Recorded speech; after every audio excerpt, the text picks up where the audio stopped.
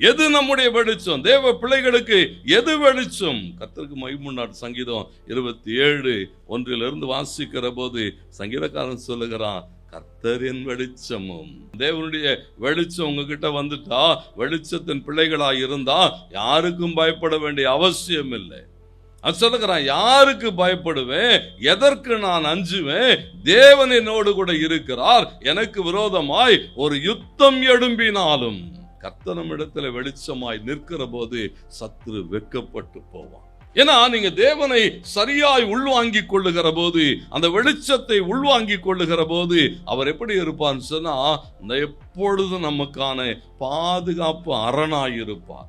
தேவன் வந்து நம்மோடு கூட நிற்கிற போது சத்துருக்கு அது எப்படி இருக்குமா? அந்தகாரமாய் இருக்கும். தேவ பிள்ளைகளுக்கு அது எப்படி இருக்குமா?